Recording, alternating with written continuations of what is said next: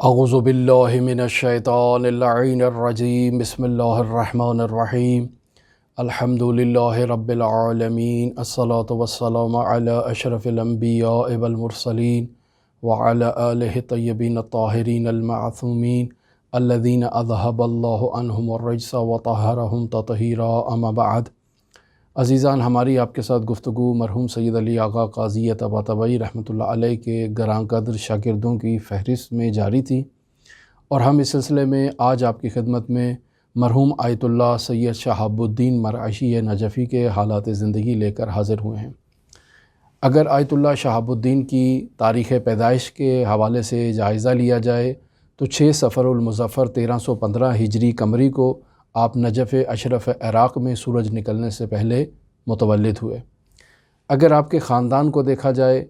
تو نسل در نسل آپ کے خاندان میں علماء اور اطباء موجود ہیں، حکماء موجود ہیں، اور جب آیت اللہ شہاب الدین مرعشی کی ولادت ہوتی ہے تو ان کے والد اس نومولود کو لے کر حضرت مولا الموحدین امیر المومنین علی ابن ابی طالب علیہ آلاف و تحیت و ثنا کے حرم مطہر میں لے جاتے ہیں تاکہ مولا سے اس مولود کو بابرکت قرار دلوائیں۔ حرم مطہر سے فارغ ہونے کے بعد مرحوم آیت اللہ کے والد سید محمود اس نومولود بچے کو نجف اشرف کے 3 متدین اور جید علماء کی خدمت میں لے کے جاتے ہیں تاکہ وہ اس بچے کے لیے دعا کریں۔ پس والد کی ابتدا سے بنا یہ تھی کہ یہ بچہ مستقبل میں ایک عالم دین بنے، دیندار بنے، متدین بنے، اور اس کا مستقبل اسلامی تعلیمات کے زیر سایہ روشن ہو۔ لہٰذا سلسلہ نسب میں ہم آپ کی خدمت میں بیان کر چکے کہ نسل در نسل علماء خاندان سے تعلق رکھتے ہیں، نسل در نسل اطباء خاندان سے تعلق رکھتے ہیں۔ اگر ان کا سلسلہ نسب جائزہ لیا جائے تو حضرت امام علی بن الحسین زین العابدین علیہ آلاف التحیت و ثنا تک جا کر ان کا سلسلہ نسب منتہی ہوتا ہے، اور ان کے دادا سید علی شرف الدین حسینی رحمۃ اللہ علیہ، ان کا لقب سید الحکماء تھا، اور یہ عصر قاجار کے ایک جید عالم دین تھے اور ایک حاذق طبیب تھے۔ والد بزرگوار سید محمود، ان کا لقب شمس الدین تھا، نجف اشرف عراق کے حوزہ علمیہ میں مشہور و معروف مدرس تھے اور متعدد کتابوں کے مصنف بھی رہ چکے ہیں۔ والدہ بھی اسی طرح سے نہایت ہی متدین، نہایت ہی دیندار خاتون تھی،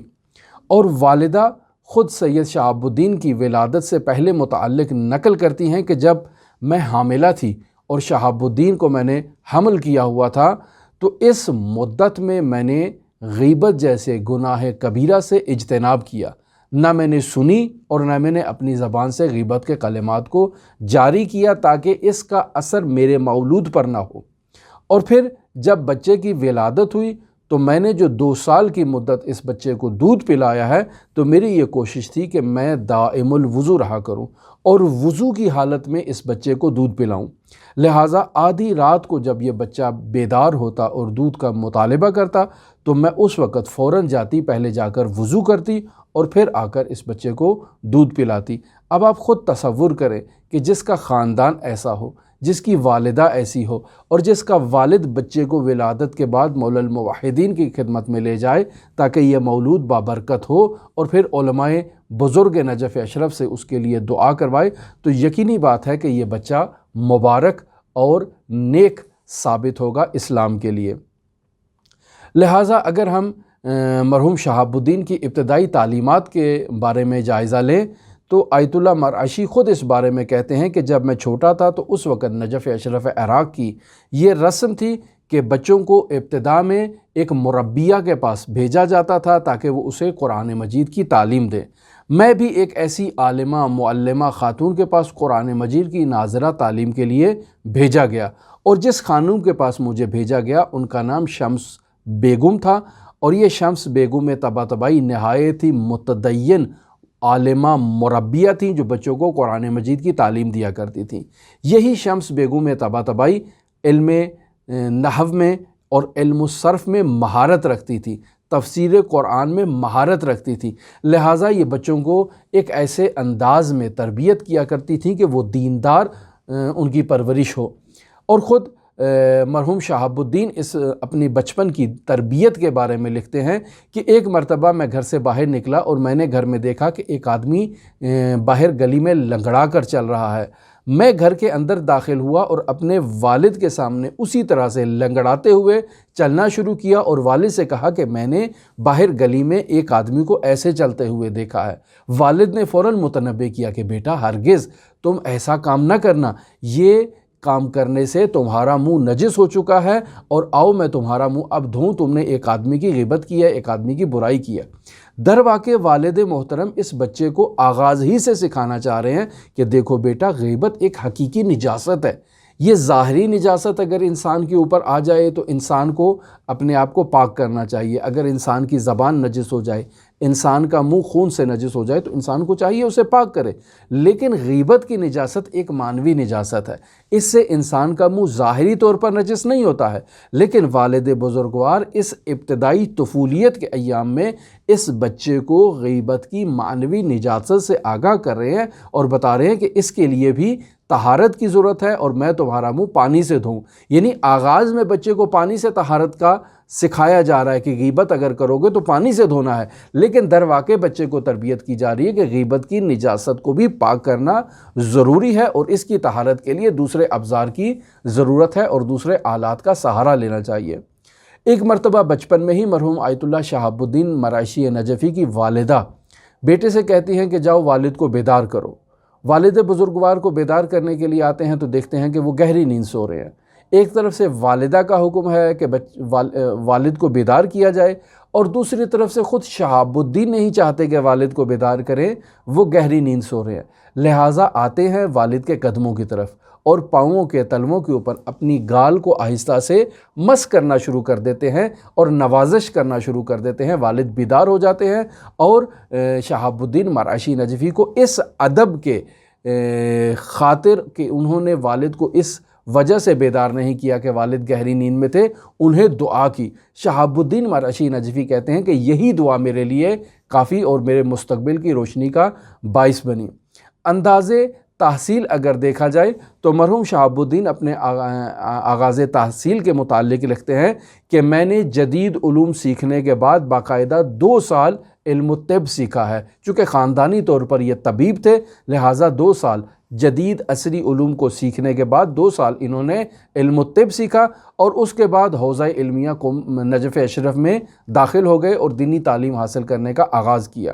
شہاب الدین مرائشی نجفی کی یہ روش تھی کہ تمام قدیمی بوڑھے اساتید کو تلاش کیا کرتے تھے اور ان کے پاس جا کر درس پڑھا کرتے تھے۔ ایسے اساتید جو نابغہ تھے لیکن زمانے نے انہیں ترک کر دیا تھا، زمانے نے انہیں نظر انداز کر دیا تھا، زمانہ ان سے استفادہ نہیں کیا کرتا تھا۔ شہاب الدین مرائشی نجفی ایسے علماء کو جا کر تلاش کرتے اور ان سے وقت لیتے اور ان کے پاس بیٹھ کر کسب فیض حاصل کیا کرتے تھے۔ اور پھر یہ روش ہوا کرتی تھی کہ جس کتاب کو پڑھتے اس کتاب کا خلاصہ تیار کرتے، اس کتاب کو خود اس کے اوپر حاشیہ لگاتے اور اس کے اوپر جو ہے نا وہ اپنی مہارت کا اظہار کرتے، اور پھر اس کے بعد اگلی کتاب کے اندر وہ داخل ہوتے۔ لہٰذا خود آیت اللہ شہاب الدین مرائشی نجفی کہتے ہیں کہ میں نے نجف اشرف کے تمام عمومی اور تمام خصوصی کتاب خانوں کا مطالعہ کیا ہے، اور وہاں موجود کتابوں کے اوپر ان کتابوں کے مالکان سے اجازت لے کر میں نے اپنا حاشیہ تحریر کیا ہے،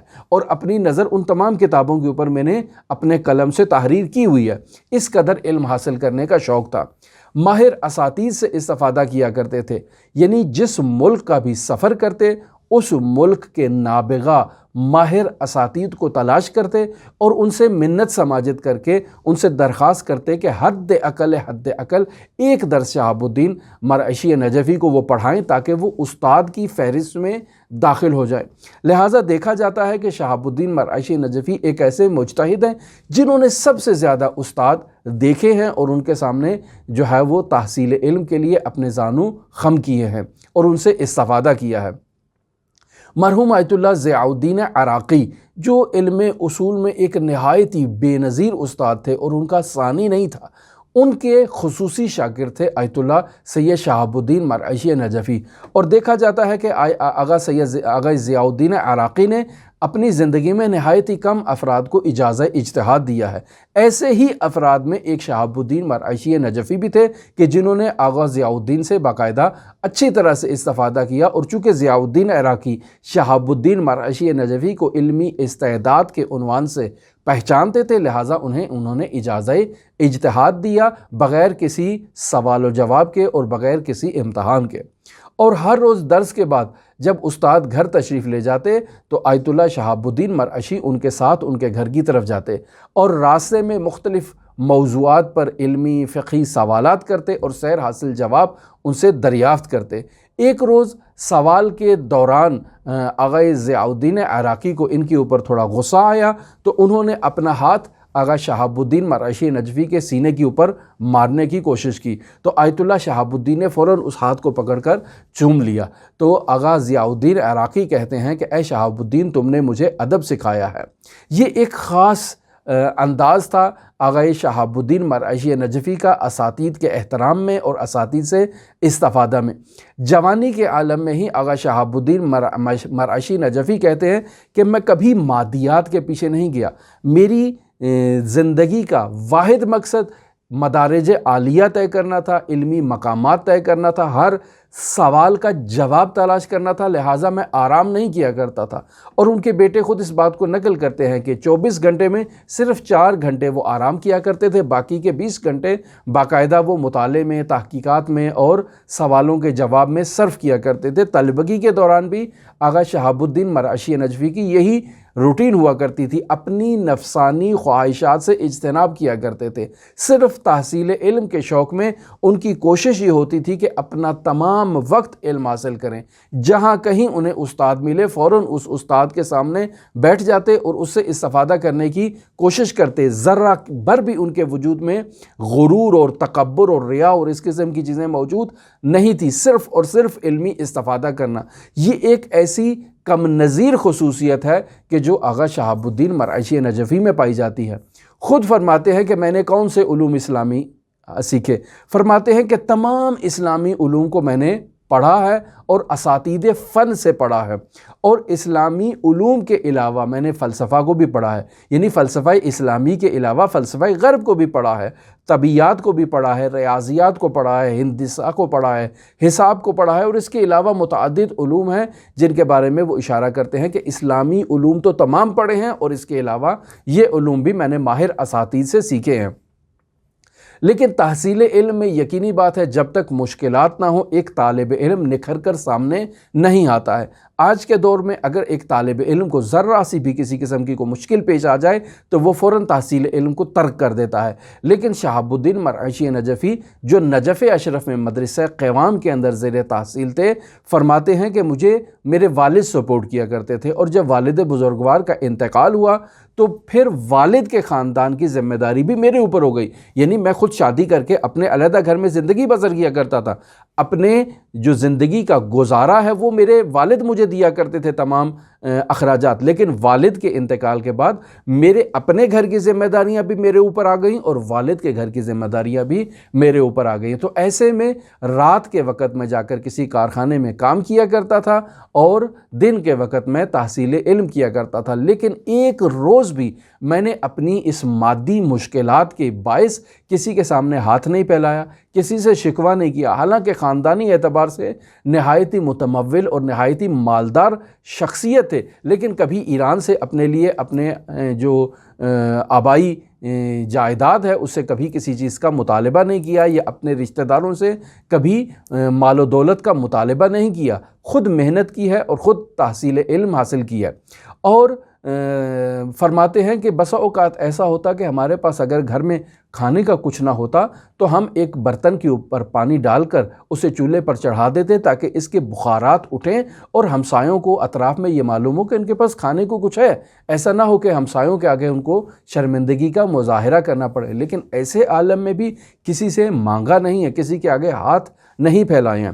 اور پھر فرماتے ہیں کہ ہم نے اس قدر گرمی میں، اس قدر شدت موسم نجف اشرف میں ہم نے باقاعدہ تعلیم حاصل کی ہے۔ معمول یہ ہوا کرتا تھا کہ گرمیوں کی شدت میں ایرانی علماء واپس ایران آ جاتے تھے، اپنے علاقوں میں آ کر زندگی بسر کیا کرتے تھے، چونکہ نجف کی گرمی کو برداشت کرنا ناقابل تحمل ہوا کرتا تھا۔ لیکن آقا شہاب الدین مرعشی نجوی فرماتے ہیں کہ میں نجف اشرف میں ہی مقیم رہا کرتا تھا، اور مرجعیت عظمیٰ آیت اللہ سید ابو القاسم خوئی وہ بھی اس وقت اسی مدرسے قوام میں زیر تعلیم تھے، تو فرماتے تھے کہ ہم گرمی کی اس شدت میں ایک لنگ باندھ لیا کرتے تھے، ایک دھوتی باندھ لیا کرتے تھے، اور دونوں حوض میں، جو مدرسے کا حوض ہے پانی کا، اس میں گردن تک جو ہے وہ نیچے چلے جایا کرتے تھے، اور پھر وہاں پر بیٹھ کے ہم دونوں مباحثہ کیا کرتے تھے۔ لہٰذا آپ دیکھیں کہ دونوں اپنے وقت کے عظیم مرجع بنے، اور دونوں نے عالم اسلام کی بہت بے نظیر قسم کی خدمت کی اور اس مشکلات کو تحمل کیا۔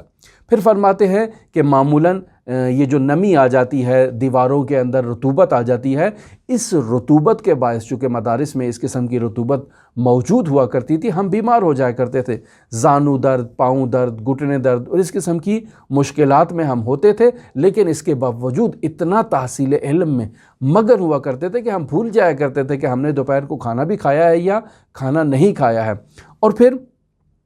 ایک عجیب واقعہ اپنی ریاضت سے متعلق آیت اللہ نقل کرتے ہیں۔ آیت اللہ بیان کرتے ہیں کہ ہم لمحہ کا درس پڑھا کرتے تھے، اور ایک ایسے بے نظیر استاد کے پاس درس پڑھا کرتے تھے کہ جو درس پڑھانے میں بے نظیر تھا لیکن اخلاقیات میں نہایت کمزور تھا۔ ذرا سے سوال کے اوپر طالب علموں سے برہم ہو جایا کرتا تھا، ان کی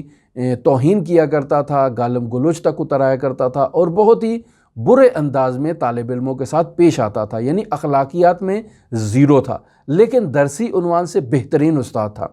اس کی اس بری اخلاق کی باعث طالب علم ان کے درس سے رفتہ رفتہ دور ہو گئے، کہ جب بھی استاد سے کوئی سوال کریں تو استاد برہم ہو جاتے ہیں، عصبانی ہو جاتے ہیں، غصے میں آ جاتے ہیں، ڈانٹنا شروع کر دیتے ہیں، حتیٰ بسا اوقات رقیق گالیاں دینا شروع کر دیتے ہیں۔ تو ایسے میں ایسے استاد کے پاس کہ جو خود اخلاق سے پیدل ہو، درس پڑھنا مناسب نہیں ہے۔ تو ایک دن آقا شہاب الدین فرماتے ہیں کہ میں استاد کے پاس گیا، اور میں نے جا کر کہا، دیکھیں آقا، آپ کا یہ ایک جو رویہ ہے نا، اس رویے کے باعث آپ کے طلاب جو ہیں وہ آپ کی کلاس سے فرار ہو گئے ہیں۔ میں آپ کو ایک راستہ بتاتا ہوں، اور وہ راستہ یہ کہ جب بھی آپ کو غصہ آئے، میں آپ کے سامنے بیٹھا ہوں گا، آپ کو کوئی بھی طالب علم سوال کرے اور آپ کو اس طالب علم پہ غصہ آئے تو آپ اس کو ڈانٹنے کی بجائے میری طرف منہ کریں اور میرے سامنے جو ہے نا وہ اپنا غصہ خالی کریں، یعنی جو آپ کہنا چاہتے ہیں، جو برا بھلا کہنا چاہتے ہیں، جو گالیاں دینا چاہتے ہیں، وہ آپ مجھے دیں، اس طالب علم کو مخاطب نہ کریں۔ تو استاد نے کہا ٹھیک ہے، آج کے بعد ایسا ہی ہوگا۔ لہٰذا درس میں ایسا ہی ہوتا تھا، جب بھی کوئی بے ربط قسم کا سوال کرتا اور استاد عصبانی ہو جاتے تو وہ آیت اللہ شہاب الدین مرعشی نجفی کی طرف رخ کرتے اور اپنا تمام غصہ شہاب الدین کے اوپر خالی کر دیتے۔ اس طرح سے ان کی کلاس میں دوبارہ رونق ہو گئی، اور باقی طلاب کے اوپر جو ہے نا وہ یہ مشکل اور یہ فشار اور یہ دباؤ جو ہے استاد کا وہ ختم ہو گیا، اور سارا بوجھ آقا شہاب الدین نے اپنے اوپر لے لیا۔ پھر شہاب الدین مرعشی نجفی اپنی زندگی میں یہ بھی بیان کرتے ہیں کہ جب نجف اشرف میں قیام کے دوران برطانیہ نے باقاعدہ اسلامی سرزمینوں پر حملہ کیا تو ایسے میں علماء نجف اشرف باقاعدہ میدان جنگ میں آئے اور انہوں نے اسلامی سرزمین کے دفاع کے لیے آگے قدم بڑھایا۔ تمام علماء چلے گئے تو ایسے میں شہاب الدین کہتے ہیں کہ میں بھی اپنے والد سید محمود کے ساتھ میدان جنگ میں گیا اور میں وہاں پر لوگوں کو پانی پلایا کرتا تھا، اور اس سے متعلق بھی واقعات کچھ آقا شہاب الدین نے نقل کیے ہیں، اور فرماتے ہیں کہ میں نجف سے کربلا تک 25 مرتبہ میں نے پیدل سفر کیا، اور ہم 10 دوست ہوا کرتے تھے جو نجف سے جاتے تھے کربلا تک، اور راستے میں مختلف علمی موضوعات پر ہم گفتگو کیا کرتے تھے، مباحثات کیا کرتے تھے، آپس میں باتیں کیا کرتے تھے، اور ہر ایک طالب علم نے اپنے ذمے ایک کام لیا ہوتا تھا۔ میرا کام یہ ہوتا تھا کہ میں نجف سے لے کر کربلا تک راستے میں جہاں جہاں بھی ہمارا پڑاؤ ڈلے گا میں تمام 10 افراد کے لیے پانی کا انتظام کروں گا۔ وضو کرنے کے لیے پانی چاہیے، پینے کے لیے پانی چاہیے، نہانے کے لیے پانی چاہیے، یہ جس مقصد کے لیے بھی پانی چاہیے وہ پانی فراہم کرنا میری ذمہ داری تھی۔ اور ہم مرحوم آیت اللہ بہجت کے حالات زندگی میں بھی بیان کر چکے ہیں کہ جب وہ ان دوستان کے ساتھ نجف اشرف سے کربلا جایا کرتے تھے تو راستے میں جو واقعات ہیں، میں آیت اللہ بہجت کے متعلق 2-3 واقعات نقل کر چکا ہوں۔ تو یہ فرماتے ہیں کہ ہم ایسے میں جایا کرتے تھے، خود آغا شہاب الدین مرعشی نجفی ہوا کرتے تھے، مرحوم آیت اللہ عظمیٰ خوئی ہوا کرتے تھے، مرحوم آیت اللہ عظمیٰ سید محمود شاہرودی ہوا کرتے تھے، مرحوم آیت اللہ العظمیٰ محسن الحکیم، اور اس قسم کے یہ 10 افراد ٹوٹل ہوا کرتے تھے، جو سب کے سب بعد میں مرجعیت عظمیٰ کے مقام پر پہنچے۔ یہ سب نجف سے کربلا تک پیدل جایا کرتے تھے اور اس طرح سے جا کر حضرت امام حسین علیہ الفطیت وسنہ کی زیارت کیا کرتے تھے۔ 24 سال کی عمر میں آیت اللہ العظمیٰ مرعشی نجفی نے باقاعدہ اجازہ اجتہاد حاصل کیا، اور انہوں نے مرحوم آغا ضیاء الدین عراقی سے 3 مرتبہ اجازے حاصل کیے، مرزا نائینی سے جو ایک عظیم المرتبت مجتہد تھے ان سے اجازہ اجتہاد حاصل کیا، مرزا استحباناتی سے اجازہ اجتہاد حاصل کیا کہ یہی مرزا استحباناتی نے بانو امین بیگم، جن کا میں آپ کی خدمت میں گزشتہ روز ذکر کیا، انہوں نے بھی اجازہ اجتہاد دیا ہے۔ مرحوم کاشف الغطا سے اجازہ اجتہاد حاصل کیا، علماء اہل سنت سے، علماء زیدیہ سے اجازہ اجتہاد حاصل کیا۔ لہٰذا اگر دیکھیں تو مرحوم آیت اللہ شہاب الدین مرعشی نجفی ایک ایسے مرجع تقلید ہیں جنہوں نے تقریباً 400 اجازے حاصل کیے ہیں، جن میں اجازہ اجتہاد ہے، اجازہ نقل روایت اور نقل حدیث ہے، اور تاریخ تشیع میں ایسے علماء موجود ہی نہیں ہیں جنہوں نے 400 اجازے حاصل کیے ہوں۔ اور آیت اللہ مرعشی کے متعلق میں پہلے بھی بیان کر چکا ہوں کہ باقاعدہ جہاں کہیں جو استاد بھی ملتا ہے یہ چلے جاتے اور اس استاد سے استفادہ کیا کرتے تھے اور کثرت ذکر کیا کرتے تھے۔ یہ ایک ان کی خاص خصوصیت ہوا کرتی تھی کہ دائم الذکر رہا کرتے تھے، اور ایسے کثرت ذکر کے باعث فرماتے ہیں کہ میں نے ایسی عجیب و غریب چیزیں دیکھی اور سنی ہیں جسے عام لوگ نہ دیکھتے ہیں اور نہ ہی سنتے ہیں۔ اور خود فرماتے ہیں کہ ایک مرتبہ میں حرم حضرات عسکریین علیہ الصلاۃ والسلام میں زیارت کے لیے گیا تو میں نے دیکھا کہ عرش سے نوری موجودات آسمان سے نیچے اتر رہی ہیں اور حضرات عسکریین علیہ الصلاۃ والسلام کے حرم مطہر میں داخل ہو رہی ہیں اور زری کے اندر جو ہے نا وہ اتر رہی ہیں اور پھر اسی طرح سے واپس جا رہی ہیں۔ یہ میں نے مشاہدہ کیا، عام لوگ اس چیز کو مشاہدہ نہیں کرتے۔ یہ اسی ذکر کی بدولت ہے، اسی فکر کی بدولت ہے اور اسی مراقبے کی بدولت ہے جو مرحوم آیت اللہ مرعشی نجفی رحمۃ اللہ علیہ بیان کرتے ہیں۔ ایک مرتبہ ایک خاتون مرجعیت عظمیٰ بننے کے بعد ایک خاتون آتی ہے آیت اللہ شہاب الدین مرعشی نجفی کے پاس اور آ کر ان سے کہتی ہے کہ آپ میرے خمس کا حساب کریں۔ یہ ان کے حساب کرنے بیٹھ جاتے ہیں۔ حساب کرنے کے بعد یہ خاتون ایک عجیب جملہ مرحوم آیت اللہ مرعشی سے کہتی ہے اور کہتی ہے کہ میں یہ چاہتی ہوں کہ قیامت کے دن آپ میری شفاعت کریں۔ آیت اللہ شہاب الدین اس جملے کو سنتے ہیں اور یوں آسمان کی طرف منہ اٹھا کر دیکھتے ہیں تو گویا کہ وہ خاتون کہتی ہے کہ میں دیکھ رہی ہوں کہ یہ اس عالم بالا کے تمام ملکوتی مناظر کو مشاہدہ کر رہے ہیں۔ مجھے ان کے چہرے سے اس چیز کا احساس ہوا۔ یہ اوپر آسمان کی طرف نگاہ کرنے کے بعد میری طرف دیکھتے ہیں اور مجھے کہتے ہیں کہ اگر مجھے شفاعت کرنے کی اجازت دی گئی تو میں تمہاری شفاعت کروں گا۔ اور خود آیت اللہ مرعشی نجفی اس بارے میں لکھتے ہیں کہ میں اپنی نفسانی خواہشات کی مخالفت کیا کرتا تھا، لہٰذا میری یہ کوشش ہوا کرتی تھی کہ ہر وہ عمل جس میں میری نفسانی خواہش شامل ہو اس سے اجتناب کروں۔ مثلا اگر میں کچھ کھانے لگا ہوں اور میں اس کھانے کے لقمے میں اس چیز کو دیکھ رہا ہوں کہ اس لقمے کے کھانے پر میرا نفس راضی ہے اور میری نفس کی خواہش ہے کہ میں اس کو کھاؤں تو میں اس لقمے کو نیچے رکھ دیتا تھا اور اپنے نفس کی مخالفت کرتا تھا۔ لہٰذا وہ جو روایت میں بیان ہوا ہے مخالفاً للہوا، میں اس کا مصداق اس اعتبار سے تھا کہ میں نے اپنے نفس میں اس مخالفاً للہوا کا مصداق قرار دے رکھا تھا اپنے نفس کو۔ تو ہماری آپ کے ساتھ گفتگو مرحوم آیت اللہ شہاب الدین مرعشی نجفی کے حالات زندگی کے بارے میں جاری رہے گی۔ اگر آپ دلچسپی رکھتے ہوں تو ہمارے ساتھ رہ سکتے ہیں۔ اللہم صلی علی محمد و آل محمد وعجل فرج قائم آل محمد۔